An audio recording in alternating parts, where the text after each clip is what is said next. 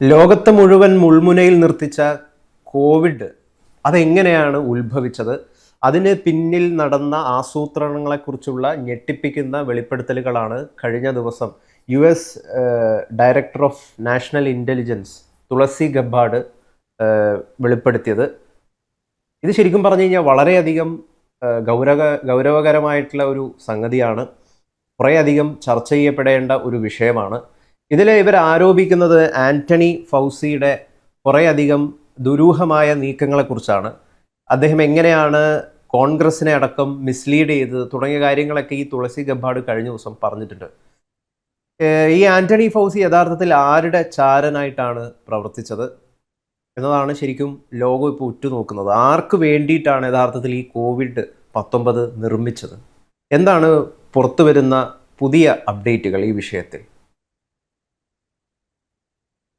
Antony Fauci American പ്രസിഡന്റിന്റെ medical അഡ്വൈസറും അതുപോലെ തന്നെ അദ്ദേഹം National Institute of Allergy and Infectious ഡിസീസസിന്റെ ഡയറക്ടറുമായിരുന്നു. അദ്ദേഹമാണ് ലോകം കോവിഡ് കോവിഡ് എന്ന മഹാമാരിയെ എങ്ങനെ നേരിടണം എന്നുള്ള കാര്യത്തിൽ തീരുമാനങ്ങൾ എടുത്തത്. അപ്പോ അത് സംബന്ധിച്ച് ഞെട്ടിപ്പിക്കുന്ന ഒരുപാട് വിവരങ്ങൾ നാഷണൽ ഇന്റലിജൻസ് ഡയറക്ടർ സ്ഥാനത്തു നിന്ന് ഈ കഴിഞ്ഞ ദിവസം വിരമിച്ച തുളസി ഗബ്ബാർഡ്, അമേരിക്കക്കാരിയായ ഹിന്ദു ആണ് അവര്. അങ്ങനെയാണ് വാർത്തകളിൽ അവര് നിറഞ്ഞു നിന്ന്. അവര് ഇന്ത്യൻ വംശജയല്ല, അവര് ശരിക്കും വെള്ളക്കാരി തന്നെയാണ്, അമേരിക്കൻ വംശജ തന്നെയാണ്. അപ്പൊ അവര് നടത്തിയ ആ ഞെട്ടിപ്പിക്കുന്ന വെളിപ്പെടുത്തലുകൾ ശരിക്കു പറഞ്ഞാല് ലോകം ഇപ്പോഴും അതിന്റെ ഞെട്ടലിൽ നിന്ന് മാറിയിട്ടില്ല. ഒരുപക്ഷെ നമ്മുടെ നാട്ടിലെ മാധ്യമങ്ങൾ ഇതൊന്നും ചർച്ച ചെയ്യാത്ത എന്താണെന്ന് എനിക്ക് അറിഞ്ഞുകൂടാ. ഇതിൽ ഏറ്റവും ഗൗരവമായ ഒരു വിഷയം തുളസി ഗബ്ബാർഡിന്റെ വെളിപ്പെടുത്തലുകളുടെ അടിസ്ഥാനത്തിൽ എനിക്ക് തോന്നുന്നത് ആ ആന്റണി ഫൗച്ചി നടത്തിയ നയപരമായ ഇടപെടലുകളാണ്. ഇപ്പൊ ഉദാഹരണത്തിന് ഇന്ത്യ പോലൊരു രാജ്യത്തെ ഇടയ്ക്കിടയ്ക്ക് വിമർശിക്കുമായിരുന്നു ആന്റണി ഫൗച്ചി. അതായത് ഇന്ത്യയിൽ കംപ്ലീറ്റ് ലോക്ക്ഡൌൺ വേണം എന്ന് നിരന്തരമായിട്ട് ആവശ്യപ്പെട്ടുകൊണ്ടിരുന്ന അയാൾ ഇന്ത്യ വേണ്ട രീതിയിൽ കൈകാര്യം ചെയ്യുന്നില്ല. ഇന്ത്യയുടെ മരണസംഖ്യ ഇന്ത്യ കുറച്ചു വെച്ചിരിക്കുകയാണ്. ഒരുപാട് ലക്ഷക്കണക്കിനല്ല, ദശലക്ഷക്കണക്കിന് അല്ലെങ്കിൽ കോടിക്കണക്കിന് ആൾക്കാർ ഇന്ത്യയിൽ മരിച്ചു എന്നൊക്കെ ആ സമയത്ത് നിരന്തരം പ്രസ്താവനകൾ ഇറക്കുമായിരുന്നു. അതായത് ഇന്ത്യയുടെ കോവിഡ് പ്രതിരോധ നടപടികളെ വഴിതെറ്റിക്കാൻ ഫൗച്ചി ശ്രമിച്ചു എന്ന് ഏറ്റവും ഒടുവിൽ തുളസി ഗബ്ബാർഡിന്റെ വെളിപ്പെടുത്തലുകളുടെ അടിസ്ഥാനത്തിൽ നമുക്ക് ചിന്തിക്കാം. കാരണം തുളസി ഗബ്ബാർഡ് പറഞ്ഞിരിക്കുന്ന അത്രയധികം ഗുരുതരമായ ആരോപണങ്ങളാണ്. ഈ കോവിഡ് വൈറസിനെ പുറത്തുവിടുന്നത് അമേരിക്കയുടെ ഫണ്ടിങ്ങോടുകൂടി ചൈനയുടെ വുഹാനിൽ സ്ഥിതി ചെയ്യുന്ന ലബോറട്ടറിയിൽ നിന്നാണ്. ഇത് ഗെയിൻ ഓഫ് ഫങ്ഷൻ റിസർച്ച് എന്ന പേരിൽ അമേരിക്ക ലോകമെമ്പാടും 120 കേന്ദ്രങ്ങളിൽ നടത്തുന്ന റിസർച്ചിന്റെ ഭാഗമായിട്ടാണ് ഈ വുഹാൻ ലബോറട്ടറിക്കും ഫണ്ടിങ് ലഭിച്ചത്. ഏറ്റവും കൂടുതൽ ഇത്തരം ലബോറട്ടറികൾ, ഒന്നും രണ്ടും അല്ല, 40 ലബോറട്ടറികൾ പ്രവർത്തിക്കുന്ന രാജ്യമാണ് യുക്രൈൻ. ഇത് റഷ്യ നേരത്തെ പറഞ്ഞിരുന്നു. അമേരിക്ക ലോകത്തിനെതിരെ ജൈവ യുദ്ധം നടത്താനുള്ള പരീക്ഷണശാലയാണ് യുക്രൈൻ എന്ന് റഷ്യ മുൻപേ പറഞ്ഞിരുന്നു. അതുകൊണ്ടാണ് യുക്രൈൻ പോലൊരു രാജ്യത്തിന് ഈ കഴിഞ്ഞ ഒരു 2-3 വർഷത്തിനിടയിൽ ഏതാണ്ട് 400 ബില്യൺ അമേരിക്കൻ ഡോളറിലധികമാണ് യുക്രൈന് അമേരിക്കയുടെയും യൂറോപ്യൻ രാജ്യങ്ങളുടെയും ഫണ്ടിങ് ലഭിച്ചത്. ഈ 400 ബില്യൺ എന്ന് പറയുമ്പം യുക്രൈന്റെ GDP എന്ന് പറയുന്ന ഒരു 200-300 ബില്യണിൽ താഴെയാണ്. അപ്പോ അവരുടെ ഒരു വാർഷിക GDP, ഗ്രോസ് ഡൊമസ്റ്റിക് പ്രോഡക്റ്റിനേക്കാൾ വലിയൊരു ഗ്രാൻഡാണ് പാശ്ചാത്യ രാജ്യങ്ങളെല്ലാം കൂടെ അവർക്ക് കൊടുക്കുക. അല്ലെങ്കിൽ യുക്രൈൻ എന്നെ തകർന്ന് തരിപ്പണമായതിന്. നമ്മൾ വിചാരിക്കുന്ന പോലെ സെലൻസ്കി സ്വാതന്ത്ര്യത്തിന് വേണ്ടി പോരാടുന്ന ഒരു വെള്ളരിപ്രാവൊന്നും അല്ല. അമേരിക്കയുടെ ജൈവ യുദ്ധത്തിന്റെ ലബോറട്ടറിയിൽ പ്രവർത്തിക്കുന്ന രാജ്യമാണ് അവിടെ. ഇനി അതൊരു ഭാഗത്ത് നിൽക്കട്ടെ. അതിനേക്കാളൊക്കെ വളരെ ഗുരുതരമായ ആരോപണങ്ങളാണ് തുളസി ഗബ്ബാർഡ് ഉന്നയിച്ചിരിക്കുന്നത്. അതായത് അമേരിക്കൻ പ്രസിഡന്റിന് പോലും പല വിവരങ്ങളും ആന്റണി ഫൗച്ചി നൽകിയിരുന്നില്ല. അന്നത്തെ അമേരിക്കൻ പ്രസിഡന്റായ ജോ ബൈഡൻ, അയാൾക്ക് ഓർമ്മയും ബുദ്ധിയൊന്നും ഇല്ലായിരുന്നു. അയാൾ ഇങ്ങനെ നടക്കുന്ന കൂട്ടത്തിൽ ഇങ്ങനെ വീണുകൊണ്ടിരിക്കുന്ന ഒരാളായിരുന്നു. നമുക്ക് ഓർമ്മയുണ്ടല്ലോ, പല സ്ഥലത്തും പുള്ളി ഇങ്ങനെ ഉരുണ്ടു വീഴുമായിരുന്നു. അപ്പൊ അതെ. വാർദ്ധക്യത്തിന്റെ ആ ഒരു ലെവലിലെത്തി ഒരുത്തനെ പിടിച്ച് പ്രസന്റ് ആക്കിയതിന്റെ കാരണം ഇപ്പൊ നമുക്ക് വെളി വരും. അതായത് ഉം. ഒരു നാഷണൽ ഇന്റലിജൻസ് ഡയറക്ടറും പറയാത്ത ഒരു വാക്ക് അവർ ഇന്നലെ പ്രയോഗിച്ചു. അതായത് ഈ ആന്റണി ഫൗച്ചി ഡീപ് സ്റ്റേറ്റിന്റെ തന്ത്രങ്ങളാണ് പ്രയോഗിച്ചതെന്ന് അവർ പറഞ്ഞു. അത് നമ്മൾ ചിന്തിക്കേണ്ടത്, അമേരിക്കയുടെ ഇന്റലിജൻസ് മേധാവി പറയുന്നു ഉം. അമേരിക്കൻ ഭരണകൂടത്തെ അമേരിക്കയുടെ ഡീപ് സ്റ്റേറ്റ് ആണ് നയിച്ചതെന്ന്. ഇത് ഇതൊരു ഞെട്ടിക്കുന്ന വാർത്ത എന്ന് പറഞ്ഞാൽ അത് ഞെട്ടലിനെ, ഇത് വാർത്തയെ നമ്മൾ അപമാനിക്കുക, ഞെട്ടലൊന്നുമല്ല.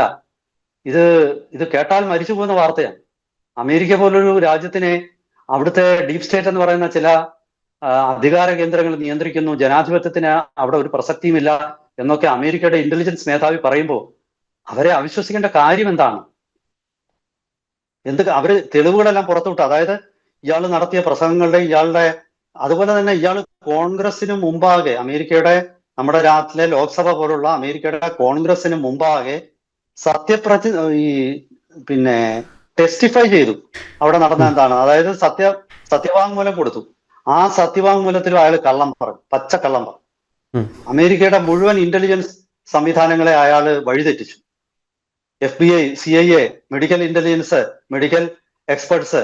എന്നിട്ട് ഇയാൾ സ്വയം ലോകത്തെ ഈ കോവിഡിന്റെ ഏറ്റവും വലിയ ആധികാരികമായ അഭിപ്രായം അയാളുടേതാണെന്ന് സ്ഥാപിച്ചെടുത്തു. അതാണ് അതിനേക്കാൾ വലിയ ഞെട്ടിക്കുന്നത്. അയാൾ കള്ളം പറയുക, കള്ളം പറയാനും ഭക്ഷണം കഴിക്കാനും മാത്രം തുറക്കുന്ന ഫൗച്ചി അയാളുടെ നിയന്ത്രണത്തിലായിരുന്നു ലോകമെങ്ങുമുള്ള ചികിത്സകരും ഡോക്ടർമാരും മെഡിക്കൽ പ്രോട്ടോകോൾസ് എല്ലാം അയാളാണ് സെറ്റ് ചെയ്തിരുന്നത്. അയാളുടെ നിർദ്ദേശം അനുസരിച്ച് അമേരിക്കൻ ഏജൻസികളാണ് സെറ്റ് ചെയ്തത്. അത് പിന്നെ ലോകം മുഴുവൻ അത് സ്വീകരിച്ചു. ഇനി മറ്റൊരു വെളിപ്പെടുത്തൽ തുളസി ഗബാർഡ് നടത്തിയത്, ഇയാള് വലിയ മരുന്ന് മാഫിയകളുടെ ഏജന്റ് ആയിരുന്നു എന്നാണ്. അതായത് നമ്മളൊക്കെ പല സിനിമകളിലും ഒക്കെ കാണുന്നത് യാഥാർത്ഥ്യമാണെന്ന് അമേരിക്കയുടെ നാഷണൽ ഇന്റലിജൻസ് ഡയറക്ടർ പറയുമ്പോൾ അത് തള്ളിക്കളയണം. എന്തൊക്കെയാണ് ഈ കേൾക്കുന്നത്? നമ്മൾ സ്വപ്നം കണ്ടാൽ പോലും ആ സ്വപ്നത്തിന് ഒരു യുക്തിയൊക്കെ ഉണ്ട്. ഒരു യുക്തിയുമില്ലാത്ത, ഒരിക്കലും വിശ്വസിക്കാൻ പറ്റാത്ത, മനുഷ്യന്റെ ചിന്തകൾക്കും ബുദ്ധിക്കുമൊക്കെ അതീതമായ ഒരു പ്രതിഭാസമാണ്, അല്ലെങ്കിൽ അത്ര വലിയൊരു ക്രിമിനൽ ആയിരുന്നു ആന്റണി ഫൗച്ചി. ഇതൊന്നും ഞാൻ പറയുന്നതല്ല. എന്തുകൊണ്ട് നമ്മുടെ നാട്ടിലെ മാധ്യമങ്ങളും ഇതൊന്നും ചർച്ച ചെയ്യുന്നില്ല? ഒരുപക്ഷെ നമ്മുടെ നാട്ടിലെ മാധ്യമങ്ങളെയും ഈ പറയുന്ന ഡീപ് സ്റ്റേറ്റ് നിയന്ത്രിച്ച് നിർത്തിയിരിക്കുകയാണ്. നമ്മുടെ നാട്ടിലെ മാധ്യമങ്ങളെയും ഡീപ് സ്റ്റേറ്റ് മൂടി കെട്ടിയിരിക്കുകയാണ്. ഇതിന്റെ വലിയ ഞെട്ടിക്കുന്ന ഒരു അപകടം, ഈ വാക്സിനുകൾ, ഇപ്പൊ യൂണിവേഴ്സൽ വാക്സിൻ എന്ന് പറഞ്ഞ് ഏത് എപ്പിഡമിക്കിനും എതിരെ ഉപയോഗിക്കാൻ പറ്റുന്ന വാക്സിൻ നിർമ്മിക്കാനായിരുന്നു പല അമേരിക്കൻ കമ്പനികളും ശ്രമിച്ചുകൊണ്ടിരുന്നത്. ഈ വാക്സിനുകളൊക്കെ മനുഷ്യരാശിക്ക് എതിരായിരുന്നു. നമ്മളിപ്പോ തുളസി ഗബാർഡിന്റെ ഒരു പ്രതികരണവും അവർ പുറത്തുവിട്ട ഡീക്ലാസിഫൈഡ് രേഖകളാണ്. ഇതൊന്നും അവരുടെ വ്യക്തിപരമായ നിഗമനങ്ങളല്ല. ഡീക്ലാസിഫൈ ചെയ്ത അമേരിക്കൻ സർക്കാരിന്റെ രേഖകൾ വെച്ചിട്ട് എന്തുകൊണ്ടാണ് നമ്മുടെ നാട്ടിൽ ഈ കോവിഡിനെതിരെ നമ്മൾ സ്വീകരിച്ച നടപടികൾ, ഈ ആന്റണി ഫൗച്ചിയെ പോലുള്ള കള്ളന്മാരുടെ നിർദ്ദേശം അനുസരിച്ച് നമ്മൾ സ്വീകരിച്ച അമേരിക്ക സെറ്റ് ചെയ്ത പ്രോട്ടോകോൾസ് അനുസരിച്ച് നമ്മുടെ നാട്ടിൽ സ്വീകരിച്ച ട്രീറ്റ്മെന്റ് ഗൈഡ് ലൈൻസ്, ഇതിനെക്കുറിച്ച് എന്തുകൊണ്ടാണ് പുനർവിചിന്തനം നടത്താത്തത്? ഭാവിയിൽ നമ്മുടെ നാട്ടിൽ ഒരു എപ്പിഡമിക്ക്, ഒരു പകർച്ചവ്യാധി പൊട്ടിപ്പുറപ്പെട്ടാൽ ഈ ഗൈഡ് ലൈൻസ് അനുസരിച്ച് നമ്മൾ പ്രവർത്തിച്ചാൽ അത് ഏതെങ്കിലും രീതിയിൽ നിയന്ത്രണം വിധേയമാക്കാൻ പറ്റുമോ? ഇന്ത്യ പോലുള്ള ഒരു രാജ്യത്ത് അമേരിക്ക അത് തിരിച്ചറിഞ്ഞിരിക്കുന്നു. അമേരിക്ക ഇപ്പോൾ ആത്മപരിശോധനയുടെ നാളുകളിലൂടെ കടന്നു പോവുകയാണ്. എന്തുകൊണ്ടാണ് ഇന്ത്യയുടെ മെഡിക്കൽ IMA പോലുള്ള മെഡിക്കൽ ബോഡികളൊന്നും ഇത് ചർച്ച ചെയ്യാത്തത്? എന്തുകൊണ്ടാണ് കേന്ദ്ര സംസ്ഥാന പിന്നെ ഈ ആരോഗ്യ മന്ത്രിമാരുടെ ഒരു യോഗം വിളിച്ച് ഇത് ചർച്ച ചെയ്യാത്തത്? ഇത് ജനങ്ങളുടെ ഇടയിൽ പാനിക് ഉണ്ടാകുമെന്ന് കരുതി മിണ്ടാതിരിക്കുകയാണോ നല്ലത്? മിണ്ടാതിരിക്കുന്നതിനേക്കാൾ വലിയ അപകടമാവില്ലേ ഇതിന് ഭാവിയിലും ഇത്തരം പിന്നെ ദുഷ്പ്രേരിതമായിട്ടുള്ള നയങ്ങളുമായിട്ട് നമ്മൾ മുന്നോട്ട് പോകുന്നത്? നമുക്ക് മനസ്സിലാവാൻ പറ്റാത്ത രീതിയിലുള്ള ഗൗരവമായിട്ടും ഗുരുതരമായിട്ടുള്ള പ്രശ്നങ്ങളാണ്. യഥാർത്ഥത്തിൽ ഈ അമേരിക്കൻ നാഷണൽ ഇന്റലിജൻസ് ഡയറക്ടർ തുളസി ഗബാർഡിന്റെ വെളിപ്പെടുത്തലുകൾ അത് ഓരോ രാജ്യങ്ങളുടെയും ആരോഗ്യ മേഖലയിലെ നയങ്ങളെ എത്രമാത്രം അയാൾ സ്വാധീനിച്ചിട്ടുണ്ട്. ആന്റണി ഫൗച്ചിയുടെ നിർദ്ദേശപ്രകാരം ഏതെല്ലാം മേഖലകളിൽ നമ്മൾ നയരൂപീകരണം നടത്തുമ്പോൾ അമേരിക്കയുടെ ഗൈഡ് ലൈൻസ് നമ്മൾ ഫോളോ ചെയ്തിട്ടുണ്ട്. ഇതിനെക്കുറിച്ചൊക്കെ ഒരു പുനർവിചിന്തനവും ഇതിനെക്കുറിച്ചുള്ള ഒരു ഇൻട്രോസ്പെക്ഷൻ മാത്രമല്ല, അതിനൊരു തിരുത്തൽ പ്രക്രിയയും നമ്മൾ കൊണ്ടുവരേണ്ടതല്ലേ? ഇതിങ്ങനെയൊക്കെയുള്ള ഒരുപാട് ഗൗരവമായ വിഷയങ്ങൾ. ഞാൻ മെഡിക്കൽ എക്സ്പെർട്ട് അല്ല, പക്ഷെ എനിക്ക് ഈ മേഖലയിലെ ആരോഗ്യ മേഖലയിലെ ഡോക്ടർമാരല്ല, ആ പോളിസി മേക്കേഴ്സിനോട് എനിക്ക് പറയാനുള്ളത് ഈ വിഷയങ്ങളിലൊക്കെ തന്നെ തുളസി ഗബാർഡിന്റെ ഏറ്റവും പുതിയ വെളിപ്പെടുത്തലുകൾ എങ്ങനെയാണ് അമേരിക്ക അതുപോലെ ഇപ്പം ഞാനിപ്പോ ഒരു ഉദാഹരണം പറയാം. നമ്മുടെ ഹൃദയാരോഗ്യം സംബന്ധിച്ച്, ഹാർട്ട് ഡിസീസ് സംബന്ധിച്ച് ഇന്ത്യയിലെ എല്ലാ ആശുപത്രികളും ഫോളോ ചെയ്യുന്ന അമേരിക്കൻ ഹാർട്ട് അസോസിയേഷൻ സെറ്റ് ചെയ്യുന്ന പ്രോട്ടോകോൾസ് ആണ്. പല രോഗങ്ങളുടെ സംബന്ധിച്ചും അങ്ങനെ തന്നെയാണ്. അപ്പൊ ഇത്തരം പ്രോട്ടോകോൾസിനെയൊക്കെ ഈ ആന്റണി ഫൗച്ചിയെ പോലുള്ള കള്ളന്മാരെ എത്രമാത്രം സ്വാധീനിച്ചിരിക്കാം. മൂന്നാം ലോക രാജ്യങ്ങൾക്ക് ഒരുപാട് തെറ്റുകൾ നമുക്ക് പറഞ്ഞു വന്നിരിക്കാം. നമ്മുടെ രാജ്യത്തെ വലിയ വിപത്തിലേക്ക് നയിക്കാനും നമ്മുടെ ജനങ്ങളുടെ ആരോഗ്യം തകർക്കാനുമുള്ള ഒരുപാട് നടപടി, ഒരുപാട് ഗൂഢാലോചനകൾ അവിടെ നടന്നിരിക്കാം. അവിടെ ഈ പറയുന്ന ലോകത്തെ മരുന്ന് മാഫിയകളുമായിട്ട് ഏറ്റവും അടുത്ത ബന്ധം അവരുടെ പ്രതിനിധി ആയിരുന്നു ഫൗച്ചി എന്ന് തുളസി ഗബാർഡ് പറയുമ്പോൾ നമ്മൾ അതങ്ങനെ വെറുതെ കേട്ടിട്ട് ഒരു ചെവി കൂടെ കേട്ട് മറു ചെവി കൂടെ അങ്ങ് പുറത്തു കളയുവാണോ ചെയ്യേണ്ടത്? എന്താ ഇതൊക്കെ?